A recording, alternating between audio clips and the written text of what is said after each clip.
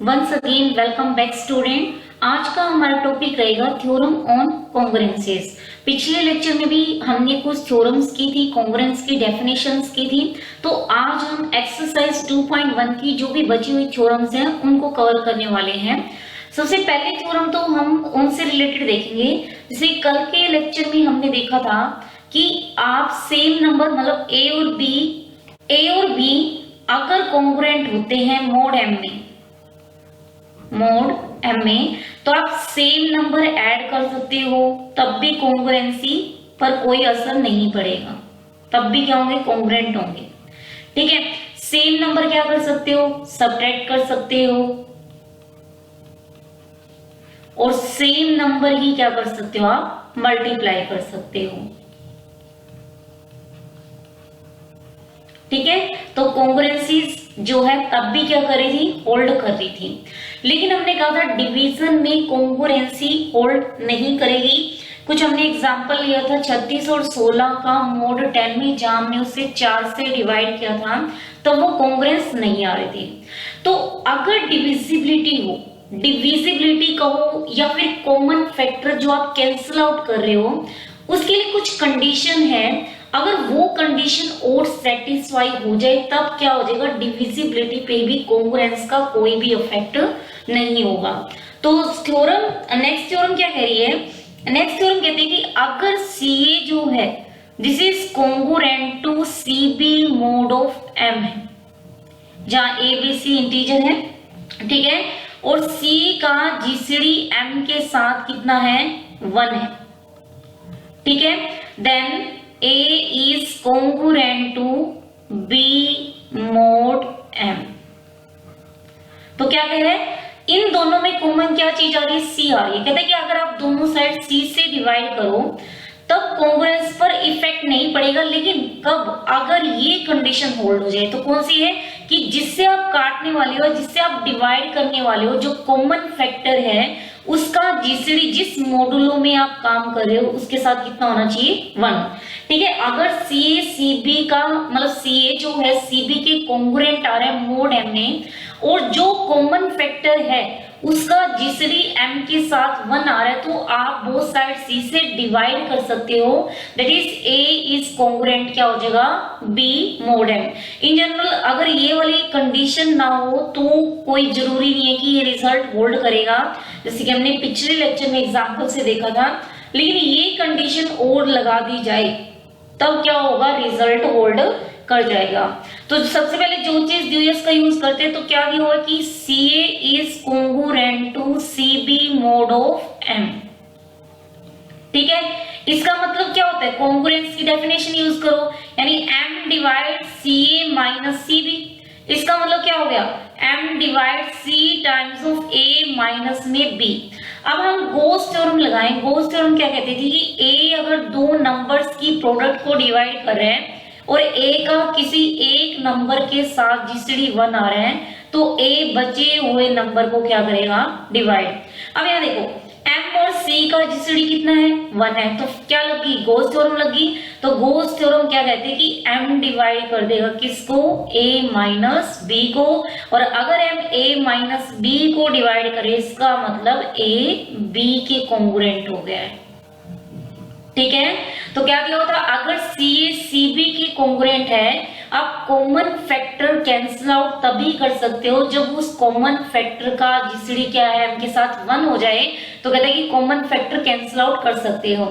तो जो चीज ड्यूएस का यूज किया, कॉन्ग्रुएंस दिया हुआ है, कॉन्ग्रुएंस की डेफिनेशन कहती है कि M CA माइनस CB को डिवाइड करेगी, यानी M डिवाइड करेगी C time of A minus B। But C और M का क्या GCD दिया हुआ है, 1 दिया हुआ है, तो गॉस थ्योरम से M किसको डिवाइड कर देगा, A माइनस B को। डिवाइड करने का मतलब क्या होता है, A is congruent to B mod M। अब नेक्स्ट जो थ्योरम है वो इसकी जनरलाइजेशन है। कैसे, नेक्स्ट थ्योरम है if CA is congruent to CB mod M, ठीक है, and GCD of CM is equal to D। पिछली बार कितना दिया हुआ था, 1, इस बार कितना है, D। देन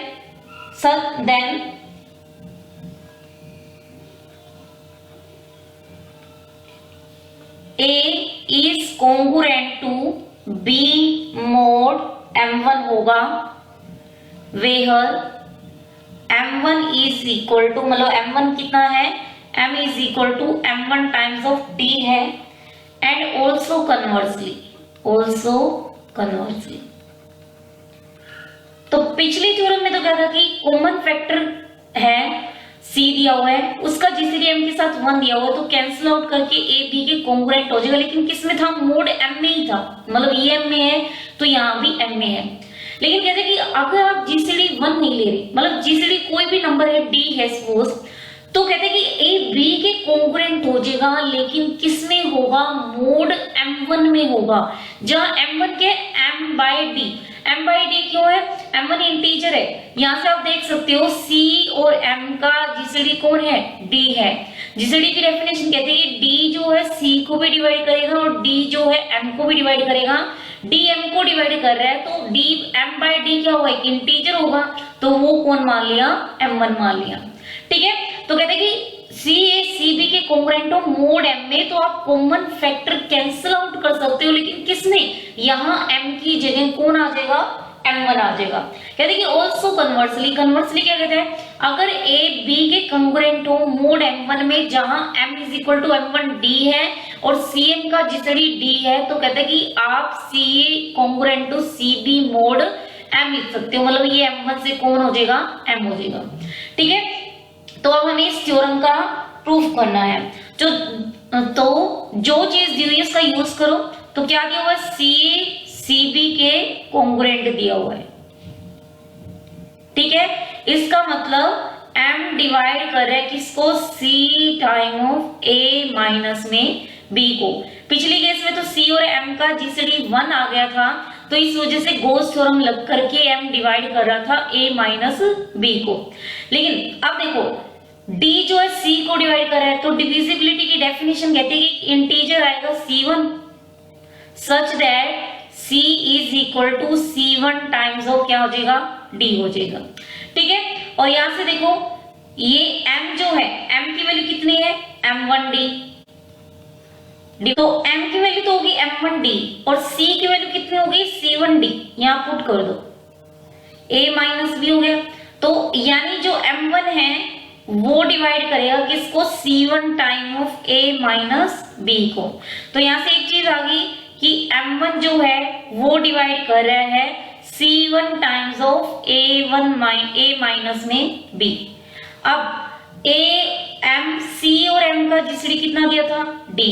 ठीक है, और C की वैल्यू कितनी थी, C1D, M की वैल्यू कितनी थी, M1D, इज इक्वल टू कितना हो गया, D।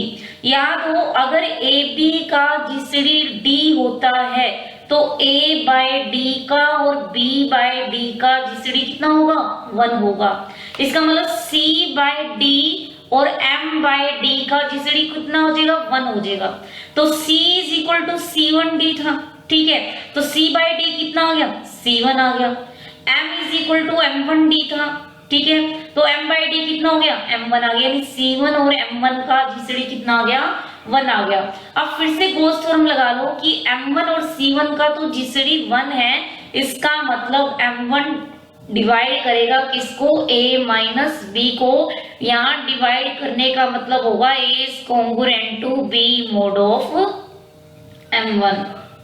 ठीक है, तो थ्योरम क्या कह रही थी, अगर CA CB मोड M है और अगर C और M का GCD D है, ठीक है, D यहाँ जरूरी नहीं है कि 1 हो, तो कहते हैं कि तब भी हम C को काट सकते हैं, लेकिन किसमें, मोड M1 में काट सकते हो।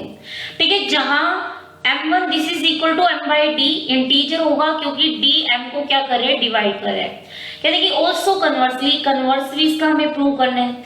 तो हम मान के चले पहले कि CA CB के कॉन्ग्रुएंट है मोड M में, तो कॉन्ग्रुएंट का मतलब M डिवाइड कर रहा है C time of A minus B को।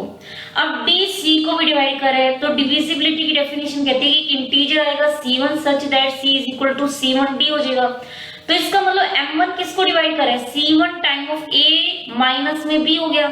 अब m1 और c1 का जो जीसीडी 1 है तो गोस थ्योरम से m1 किसको डिवाइड कर देगा, a माइनस b को। इसका मतलब a b के कॉन्ग्रुएंट हो गया है, ठीक है। अब इसका कन्वर्स क्या करेंगे कि मान के चलेंगे a b के कॉन्ग्रुएंट है किसमें, m1 में, ठीक है। हमें क्या प्रूव करना है, ca cb के कॉन्ग्रुएंट होगा लेकिन किसमें, मोड m में, ये आपको प्रूव करना है, ठीक है। अब देखो कैसे करेंगे, ये हमें प्रूव करना है। तो जो चीज गिवन है उसका यूज करते हैं। गिवन है ए बी के कॉन्ग्रुएंट है मोड m1 में, तो इसका मतलब m1 डिवाइड करेगा किसको, a माइनस b को। m1 a माइनस b को डिवाइड कर रहा है तो m1d जो है, m1d डिवाइड्स करेगा किसको, a माइनस में b इंटू में d को, ठीक है। तो अब यहां से देखो m1d जो है दिस इज m, याद हो m की वैल्यू थी m1d, ठीक है। ये डिवाइड कर देगा किसको, a माइनस में b इंटू में d, यहाँ बोथ साइड हमने d से मल्टीप्लाई और डिवाइड कर दिया है। अब क्या करो, अगर a b को डिवाइड करता है तो a b के इंटीग्रल मल्टीपल को भी क्या करेगा, डिवाइड।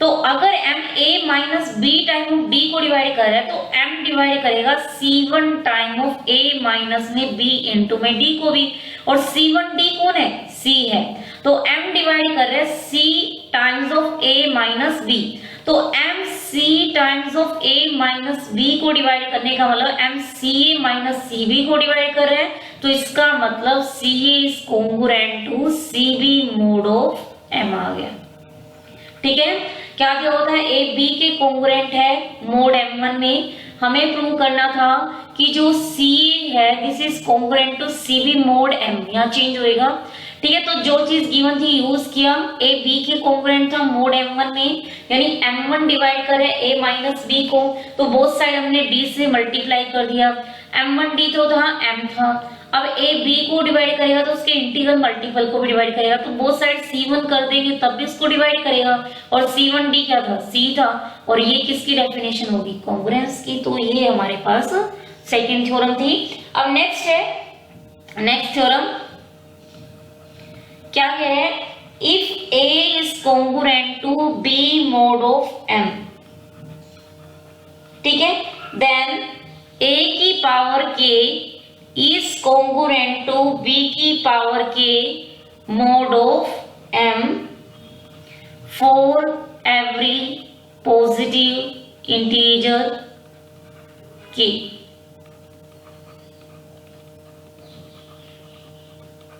क्या कह रहे हैं, अगर a b के कॉन्ग्रुएंट है ना मोड m में, दोनों की सेम पावर ले लो, a की पावर k ले लो, b की पावर k ले लो, तब भी वो क्या होंगे, कॉन्ग्रुएंट।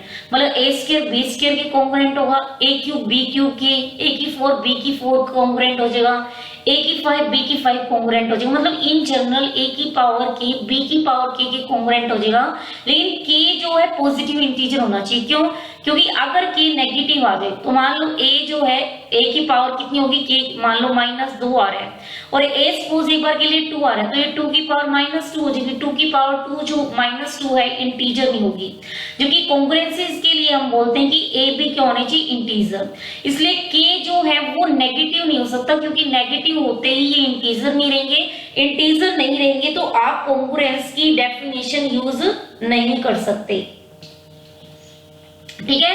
इसलिए k 0 भी हो सकता है, k अगर 0 हो गया तो ये 1 बन जाएगा, ये भी 1 बन जाएगा, और 1 के कॉन्ग्रुएंट होता ही है।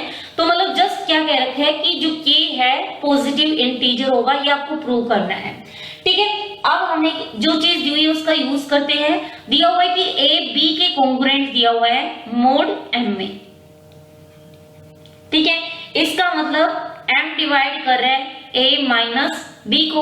अब हमें क्या प्रूव करना है कि m डिवाइड करना चाहिए a की पावर k माइनस b की पावर k को, क्योंकि अगर a की पावर k कॉन्ग्रुएंट होगी b की पावर k के मोड m में, तो इसका मतलब हो जाएगा m डिवाइड करेगा a की पावर k माइनस में b की पावर k के। तो ये हमें प्रूव करना है। तो हमें लेके आना है a की पावर k माइनस b की पावर k। अगेन इसका फॉर्मूला था जो कि हम बहुत बार बता चुके हैं, a माइनस b हो जाएगा a की power k minus 1 plus a की power k minus 2b plus a की power k minus 3b² and so कितना हो जाएगा b की पावर k माइनस 1। अब a इंटीजर की पावर ये सारी करोगे इंटीजर ही आएगी, इंटीजर, तो ये सारा इंटीजर है, product of integer, sum of integer, मतलब ये क्या होगा, दिस इज एन इंटीजर। ठीक है, कोई मान लो c है। अब m जो था वो a माइनस b को डिवाइड कर रहा था, क्यों, क्योंकि a b के कॉन्ग्रुएंट दिया हुआ था। ठीक है, तो अगर m a माइनस b को डिवाइड कर रहा है तो m जो इसके इंटीग्रल मल्टीपल को भी डिवाइड करेगा, यानी c time of a minus b को डिवाइड करेगा, जहां c की वैल्यू ये है, और c time of a minus b कितना है, a की पावर k माइनस b की पावर k, यानी m किसको डिवाइड करेगा, a की पावर k माइनस b की पावर k।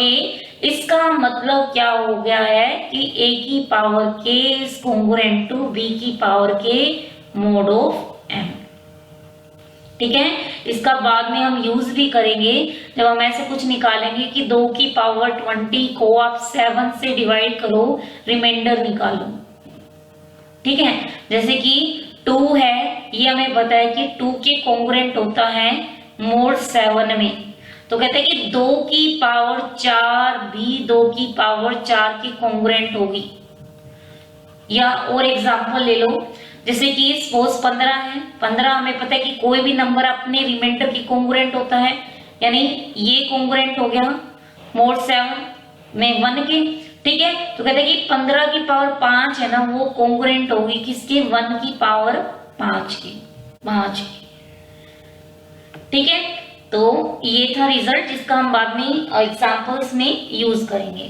अब नेक्स्ट थ्योरम है, नेक्स्ट थ्योरम क्या कहती है, अगर f एक पोलिनोमियल है, ठीक है, n डिग्री की, suppose cn time of xn plus cn minus 1 time of xn minus 1 and so on, cn minus 2 xn minus 2 and so on, c1x plus में c नोड, where जो ci's है these are integers, ci's are integers।